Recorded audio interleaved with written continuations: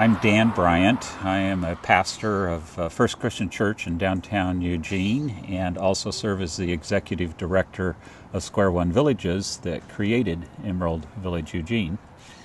This project actually began with another facility, Opportunity Village Eugene, that's a transitional housing program where we were just trying to get people off the street to give them the most basic shelter. Just sleeping cabins, a place to be, a place that was secure and safe to help them get their life back together so that they could move into permanent housing. And we discovered after about our first year that we were having great difficulty assisting people in moving out, that they were not able to find any place that they could afford because rents in our community are simply too high and there's not enough affordable housing. So we found, for instance, that the housing authority here in this area had a wait list for single bedroom and studio apartments that was over six years long. And frankly, there are just too many people that don't have that long to wait.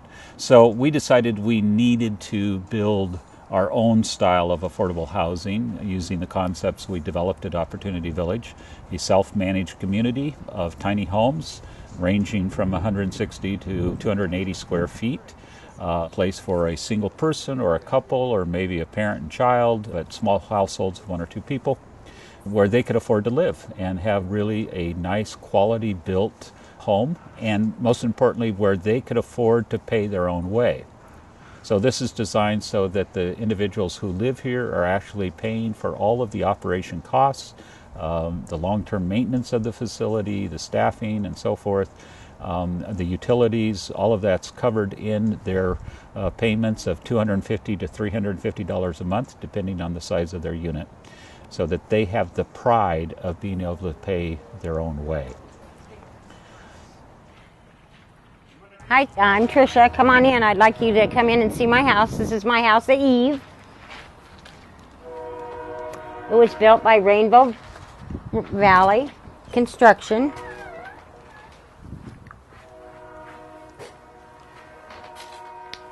I have room for my granddaughter up here. She's 17. She's going to come stay with me and go to school.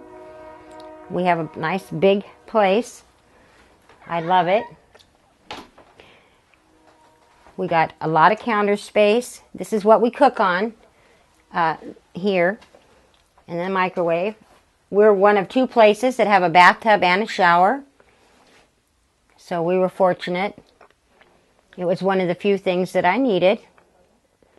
So I was at home in Keys Bay and I was watching the news, and there was like a tiny house village in Eugene. And I love Eugene. I lived here already. So I filled out an application, and 6 months later I got accepted. So, and I spent 410 hours building my house. And it was amazing. The residents have all been required to put in a minimum of 50 hours on the building of their own home, and in most cases they put in way over 50 hours. They just really are excited and enjoy being a part of this process. Well, if she's your BFF, she'll have to be your best man. I stayed involved in the project, so I put in my 50 hours of community and service, and then after that I put in about 50 more, and then 50 more. One of the biggest things is that I helped make the house, so I have a special love for it that, I see myself in the walls, which is a really big deal to me. Building this house saved my life because I was so depressed and so angry with what happened, what my significant other put me through. And it was like a godsend. So I built my house from all the way up. I really like my space. It's a very calming, neutral tone of my walls. The lighting itself helps it kind of give it a nice glow to everything. And it's a very good space to be in. It's refreshing, knowing that it's built out of clay and straw, so earthy materials. I think about how my house was made, the things that went into it. I love looking at the overall architecture of everything, and everything is carefully thought about in detail, and all the wood matches. It's very eclectic because of the nature of the design. So we had this friendly competition among the architects who could design the cleverest, most efficient, cutest little home. And now we have all these wonderful designs, many of which are available on our website that we actually offer to others.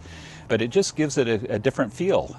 And I've visited some other projects where they have, kind of a cookie cutter approach. And they're all cute and they're all nice. But it's a different feel when, that's my home, it's unique.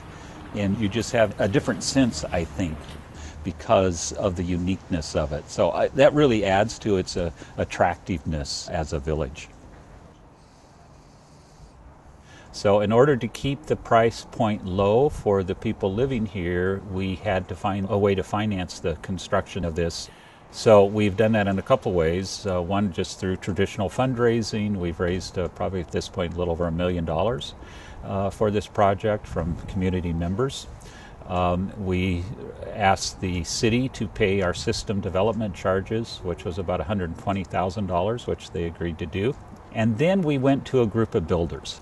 And we ended up with 13 different teams of architects and builders, each of whom are designing, building, and donating a tiny house to us. So out of the 22, 13 of them that are being donated by these groups of builders. And just that portion is over $500,000 worth of in-kind contributions from these builders. I really am thankful for the people who put this together, because it has given me a permanent place to live. I honestly thought I was going to be in my car forever, and that was not a prospect that I really looked forward to.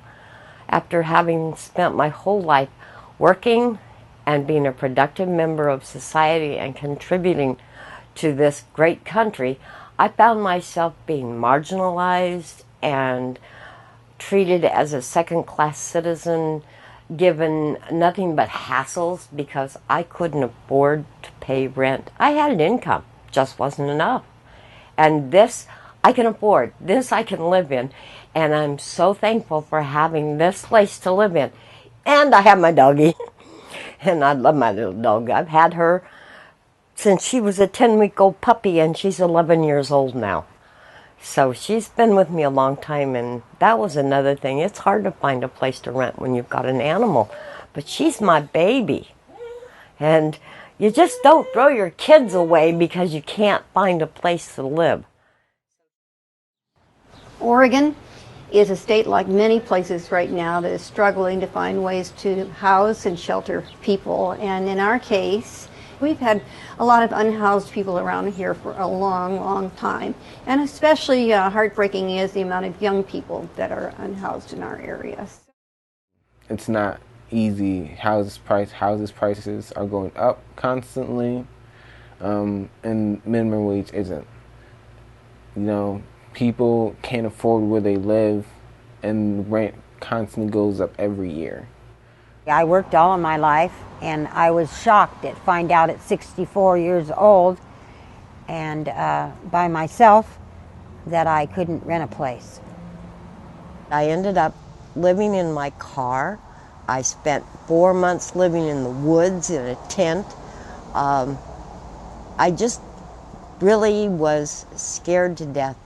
Blaming people for not being able to afford housing on the wages that they make, I think, is a fruitless activity. I think we need to be focused on justice and fairness in terms of wages, and we need to be focused on housing that really works for people of a variety of incomes. I have Social Security benefits and a little bit of tiny retirement, and I'll pay $375 a month, and that will be my parking and my rent, my electricity, and my Wi-Fi for my computer, and plus $50 will go into a fund for me, and when it caps off at $1,500, then it stays there in case, say I wanted to move, and it would be a first and a last to help me move on to something different if I chose to do that. So it's very affordable now. $375 out of the $900 I get, that still leaves me enough to pay my car insurance and my telephone and my medications and my doctors and things, so I can do just fine on that. I love this house because it gives me a sense of security and a space that's my own. This is 288 square feet, and I don't need any more. I have a little front room, I have my own bedroom, a bathroom. Yes, the square footage is just fine. That's all we need. This is my baby. I've had her for 3.5 years now. My house is about 300 square feet. It's pretty easy kind of living day to day in this amount of space just because I don't have much. One of the biggest things is that I'm a bit of a minimalist. So I have very small things. The biggest things that I actually own are my cello and my couch here that I can get rid of at any moment. But I'm not gonna. Tiny is not necessarily a bad thing. As you can see, this really has got quite a bit of room in it. Anytime you downsize, it's a challenge. But I found that it's really not that hard. And on top of that, there's a bonus to it. There's not so much housework. There's just a huge interest both in the tiny home movement as well as in using some of the innovations of tiny homes and self-governed communities to address the problem of the lack of affordable housing, to make it easier for people to be able to support themselves with their very modest incomes and to have a decent home. When we began focusing on this site, we did something very unusual. We went to the community, the neighborhood council here, and talked to them about it before we even talked to a realtor about buying the site. So we involved them from the very beginning and said, we want to know what concerns, questions you have, and we worked with them in that process. So for instance, we said, what if we give someone who lives in this neighborhood a seat at the table for the vetting committee so they can be a part of the process in selecting who gets to live here? Yeah, you look around and you go, how could you not love it? And we do. Emerald Village has been fabulous for the neighborhood. Almost everyone, that fear, oh, is this going to be a magnet, disappears. Like, no, this is great. This is actually housing for people. This isn't a magnet. This isn't anything like that. Like I said, I live right up the street, and I would say that since building started on this, those nuisance level crimes have actually decreased.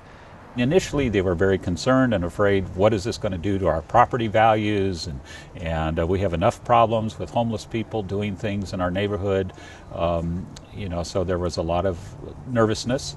Now that they've seen it, that's just flipped 180 degrees.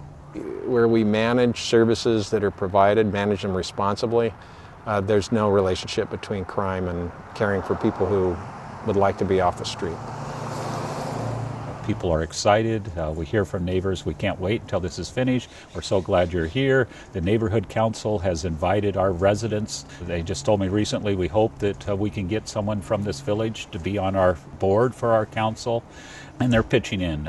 We get all kinds of donations from the neighborhood, and so it's really become something that I think they're proud to have in their neighborhood, and they can see this actually improves the neighborhood, improves the look, and has something that adds value to this neighborhood.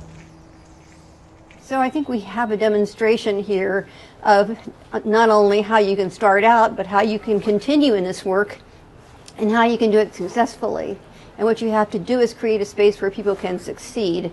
So I think the fencing, the expectations, the on-site oversight, hosting, all of those kinds of things matter a lot in keeping a place of great respect for the people who are going to be there and live there.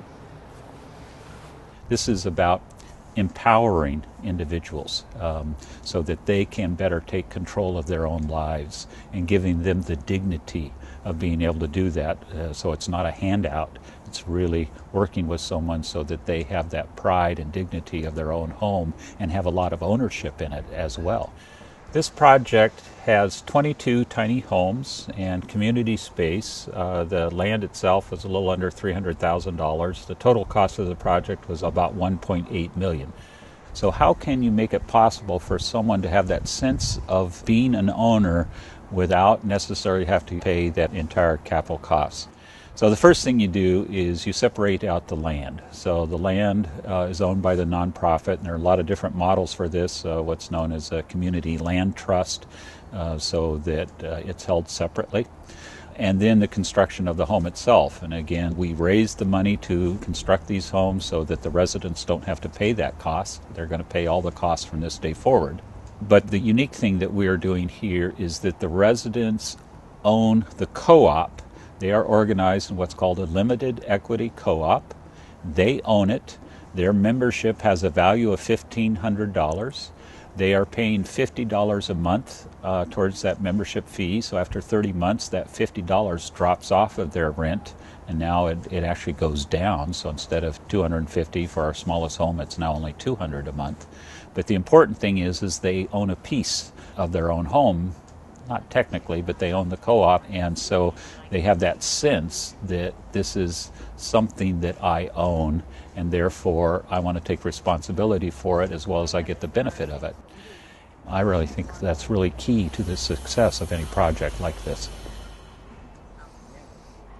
This place, it allows me to breathe, and it lets me have hope that I can achieve my goal, which is go to school, become a teacher, save for a house, have a family, all those things. Had 7.5 months of electricity, warmth, companionship with all the other people in the village. It has been just a godsend. I can't begin to express just how much it means to me to finally know that I will be safe for the rest of my life. I will have a place that will make sure I am taken care of, that I have got a roof over my head and a way to cook and eat and clean and be still thought of as having value to this society. We're so fortunate to be able to be picked to come here in this 2E village, and we need more of them.